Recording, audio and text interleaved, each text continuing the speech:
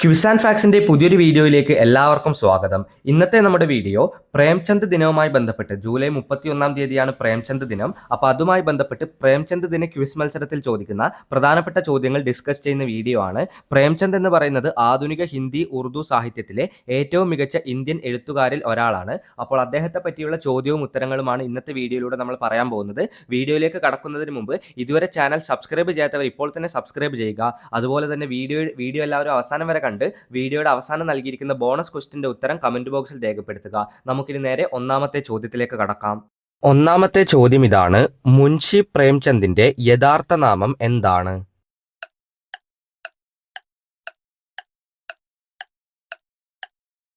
ഉത്തരം ധൻപത് റായ് ശ്രീവാസ്തവ.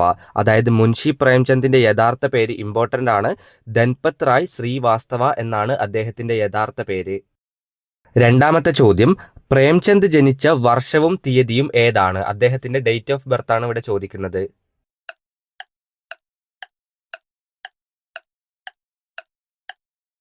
ഉത്തരം 1880 July 31. 1880 July 31 Premchand ജനിച്ചത്. അതുകൊണ്ടാണ് എല്ലാ വർഷവും ജൂലൈ 31 തീയതി നമ്മൾ പ്രേംചന്ദ് ദിനമായിട്ട് ആചരിക്കുന്നത്. ചോദ്യം നമ്പർ 3: പ്രേംചന്ദിന്റെ ജന്മസ്ഥലം എവിടെയാണ്?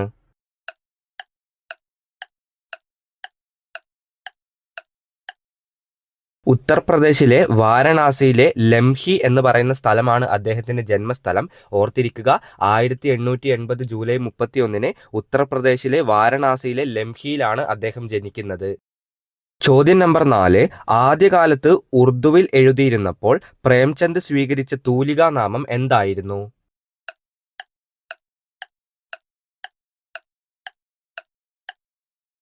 വളരെ പ്രധാനപ്പെട്ട ചോദ്യങ്ങളിൽ ഒന്നാണിത്. ഉത്തരം നവാബ് റായ്. നവാബ് റായ് എന്നായിരുന്നു അദ്ദേഹം ആദ്യകാലത്ത് ഉറുദുവിൽ എഴുതിയിരുന്നപ്പോൾ സ്വീകരിച്ചിരുന്ന തൂലികാ നാമം. നാലാമത്തെ ചോദ്യത്തിന്റെ ഉത്തരം നവാബ് റായ്. ചോദ്യം നമ്പർ 5: പ്രേംചന്ദിന്റെ മാതാപിതാക്കളുടെ പേരുകൾ എന്തെല്ലാമാണ്?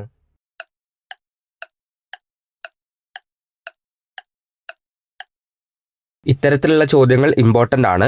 അദ്ദേഹത്തിന്റെ പിതാവിന്റെ പേര് അജയ്ബ് ലാൽ, അതുപോലെ തന്നെ അദ്ദേഹത്തിന്റെ അമ്മയുടെ പേര് ആനന്ദി ദേവി എന്നാണ്. അപ്പോൾ 1880 ജൂലൈ 31 ഉത്തർപ്രദേശിലെ വാരണാസിയിലെ ലംഹി എന്ന് പറയുന്ന സ്ഥലത്ത് അജയ്ബ് ലാലിനും ആനന്ദി ദേവിക്കും ജനിച്ച കുട്ടിയാണ് ആര്? നമ്മുടെ പ്രേംചന്ദ്.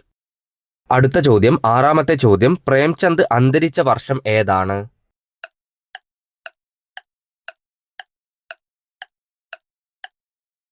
ഉത്തരം 1936 ഒക്ടോബർ 8 നമുക്ക് ഒന്നുകൂടി റിവൈസ് ചെയ്യാം. അദ്ദേഹം ജനിച്ചത് 1880 ജൂലൈ 31. അത് നിങ്ങൾക്ക് എളുപ്പത്തിൽ കിട്ടും. വർഷം മാത്രം ഓർത്തിരിക്കുക. 1880 ജൂലൈ 31 നമ്മൾ പ്രേംചന്ദ് ദിനമായിട്ട് ആചരിക്കുന്നത്. അദ്ദേഹം മരിച്ചത് 1936 ഒക്ടോബർ 8 കൂടി ഓർത്തിരിക്കുക. ഇമ്പോർട്ടൻ്റ് ആണ്. ചോദ്യം നമ്പർ 7: പ്രേംചന്ദിന് ഉപന്യാസ സാമ്രാട്ട്, അതായത് നോവൽ ചക്രവർത്തി എന്ന പദവി നൽകിയ പ്രശസ്ത ബംഗാളി സാഹിത്യകാരൻ ആരാണ്?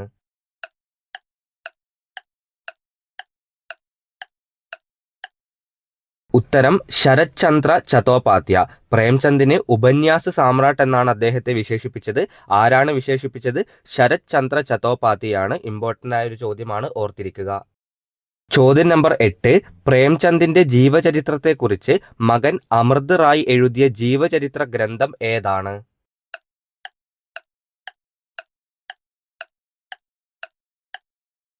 ഉത്തരം കലാം കാ സിപാഹി എന്നാണ് ആ ജീവചരിത്ര ഗ്രന്ഥത്തിന്റെ പേര്. ഈ ചോദ്യത്തിൽ തന്നെ മറ്റൊരു കാര്യമുണ്ട്.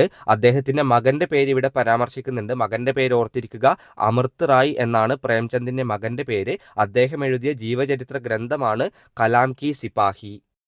ചോദ്യം നമ്പർ 9: പ്രേംചന്ദിന്റെ ഭാര്യ ശിവറാണി ദേവി അദ്ദേഹത്തെക്കുറിച്ച് എഴുതിയ പുസ്തകം ഏതാണ്?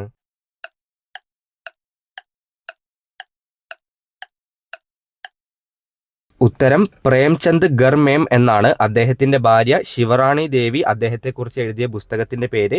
9ാമത്തെ ചോദ്യത്തിന്റെ ഉത്തരം പ്രേംചന്ദ് ഗർ മേം. അദ്ദേഹത്തിന്റെ ഭാര്യയുടെ പേരും ചോദ്യത്തിൽ നൽകിയിട്ടുണ്ട്, ഓർത്തിരിക്കുക. ഇമ്പോർട്ടൻ്റ് ആണ്. അദ്ദേഹത്തിന്റെ കുടുംബക്കാരുടെ പേരൊക്കെ വളരെ ഇമ്പോർട്ടൻ്റ് ആണ്. 9ാമത്തെ ചോദ്യത്തിൽ അദ്ദേഹത്തിന്റെ ഭാര്യയുടെ പേര് പറയുന്നുണ്ട്, ശിവറാണി ദേവി. തൊട്ടു മുമ്പ് നമ്മൾ മകന്റെ പേര് പറഞ്ഞു, അമൃത് റായ്. അതുപോലെ അച്ഛൻ്റെയും അമ്മയുടെയും പേര് നമ്മൾ വീഡിയോയുടെ തുടക്കത്തിൽ പറഞ്ഞതാണ്. ഓർമ്മയുണ്ട് എന്ന് വിശ്വസിക്കുന്നു. 10ാമത്തെ ചോദ്യം, ഇന്ത്യൻ തപാൽ വകുപ്പ് അദ്ദേഹത്തിന്റെ സ്മരണാർത്ഥം പ്രേംചന്ദിന്റെ സ്മരണാർത്ഥം തപാൽ സ്റ്റാമ്പ് പുറത്തിറക്കിയ വർഷം ഏതാണ്?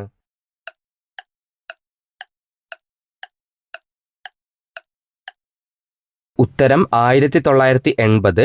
അദ്ദേഹത്തിന്റെ ജന്മശതാബ്ദി വർഷത്തിലാണ് ഇന്ത്യൻ തപാൽ വകുപ്പ് അദ്ദേഹത്തിന്റെ സ്മരണാർത്ഥം തപാൽ സ്റ്റാമ്പ് പുറത്തിറക്കിയത്. വർഷം 1980, അതായത് 1880 അദ്ദേഹം ജനിക്കുന്നത്. അതിനുശേഷം 100 വർഷത്തിൽ അദ്ദേഹത്തിന്റെ ജന്മശതാബ്ദി വർഷത്തിലാണ് ഈ ഒരു തപാൽ സ്റ്റാമ്പ് പുറത്തിറക്കുന്നത്.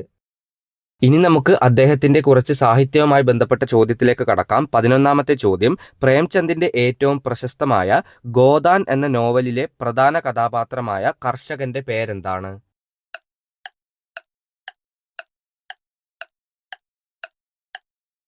ഉത്തരം ഹോരി. അതായത് പ്രേംചന്ദിന്റെ ഏറ്റവും പ്രശസ്തമായ ഗോദാൻ എന്ന നോവലുണ്ട്. ആ നോവലിലെ കഥാപാത്രത്തിന്റെ പേരാണ്, അദ്ദേഹം ഒരു കർഷകനാണ്, ആ കഥാപാത്രത്തിന്റെ പേരാണ് ചോദിച്ചിരിക്കുന്നത്. ഉത്തരം ഹോരി എന്നാണ്. 12ാമത്തെ ചോദ്യം ഇതാണ്. നമ്മൾ തൊട്ടു മുമ്പ് പറഞ്ഞ അദ്ദേഹത്തിന്റെ ഗോദാൻ എന്ന കൃതിയെപ്പറ്റി പറഞ്ഞു. അതൊരു നോവലാണ്. ആ ഗോദാൻ എന്ന വാക്കിന്റെ അർത്ഥം എന്താണ്?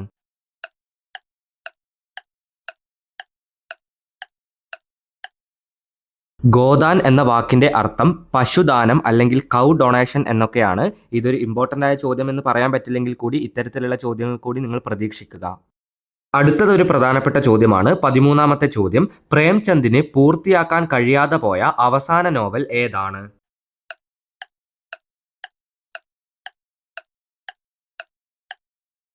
ഉത്തരം മംഗൾസൂത്ര. അദ്ദേഹത്തിന്റെ മംഗൾസൂത്ര എന്ന് പറയുന്ന നോവൽ അദ്ദേഹത്തിന് പൂർത്തിയാക്കാൻ കഴിഞ്ഞില്ല.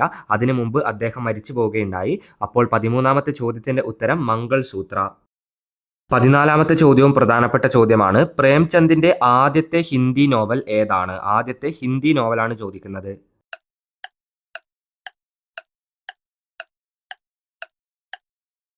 ഉത്തരം സേവാ സദാൻ. അദ്ദേഹത്തിന്റെ 1919 രചിച്ച സേവാ സദാൻ എന്ന് പറയുന്ന ഹിന്ദി നോവലാണ് അദ്ദേഹത്തിന്റെ ആദ്യത്തെ ഹിന്ദി നോവൽ. 14ാമത്തെ ചോദ്യത്തിന്റെ ഉത്തരം സേവാ സദാൻ.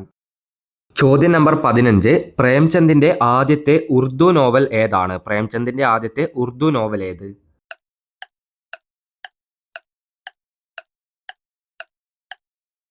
ഉത്തരം അസ്രാർ ഇ മാ ആബിദ്. അതായത് പ്രേംചന്ദിന്റെ ആദ്യത്തെ ഉറുദു നോവലാണ് അസ്രാർ ഇ മാ ആബിദ് എന്ന് പറയുന്നത്. ഇത് രണ്ടും പഠിക്കുക.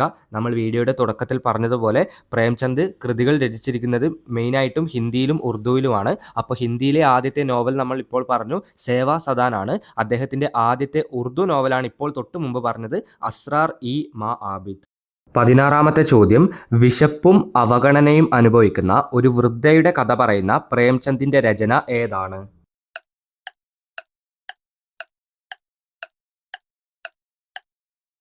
അത് അദ്ദേഹത്തിന്റെ ബൂദി കാക്കി എന്ന് പറയുന്ന നോവലാണ്. ആ ഒരു രചനയുടെ പേര് ബൂദി കാക്കി എന്നാണ്. വിശപ്പും അവഗണനയും അനുഭവിക്കുന്ന ഒരു വൃദ്ധയുടെ കഥയാണ് ഇതിനകത്ത് പറയുന്നത്.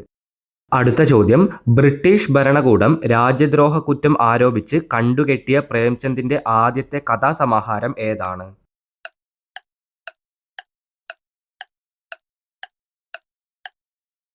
ഉത്തരം സോസ് ഇ വതൻ. അതായത് ബ്രിട്ടീഷ് ഭരണകൂടം രാജ്യദ്രോഹം കുറ്റം ആരോപിച്ച് കണ്ടുകെട്ടിയ പ്രേംചന്ദിന്റെ ആദ്യത്തെ കഥാസമാഹാരമാണ് സോസ് ഇ വതൻ. 18ാമത്തെ ചോദ്യം, പ്രേംചന്ദ് സ്ഥാപിച്ചതും പത്രാധിപരായിരുന്നതുമായ പ്രശസ്തമായ സാഹിത്യ മാസിക ഏതാണ്?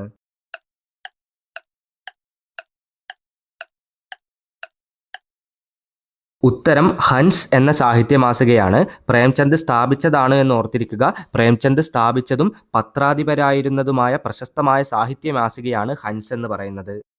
വീഡിയോയിലെ 19ാമത്തെ ചോദ്യം, ഹൻസ് കൂടാതെ പ്രേംചന്ദ് പത്രാധിപരായി പ്രവർത്തിച്ച മറ്റ് പ്രധാന പ്രസിദ്ധീകരണങ്ങൾ ഏതെല്ലാമാണ്?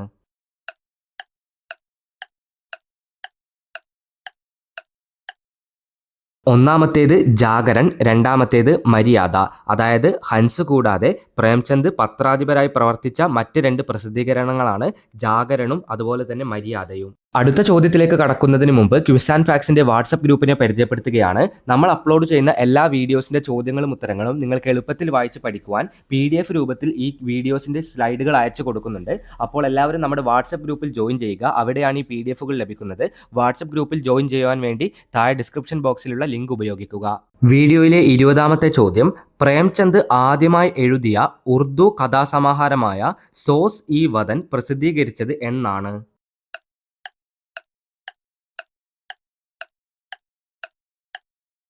ഉത്തരം 1908. പ്രേംചന്ദിന്റെ ആദ്യത്തെ ഉറുദു കഥാസമാഹാരമായ സോസ് ഇ വതൻ പ്രസിദ്ധീകരിച്ചത് 1908 നിങ്ങൾക്ക് സംശയം ഉണ്ടാവരുത്, നമ്മൾ വീഡിയോയുടെ തുടക്കത്തിൽ പറഞ്ഞത് പ്രേംചന്ദിന്റെ ആദ്യത്തെ ഉറുദു നോവലാണ്. അതിന്റെ പേരെല്ലാവർക്കും ഓർമ്മയുണ്ടെന്ന് വിശ്വസിക്കുന്നു.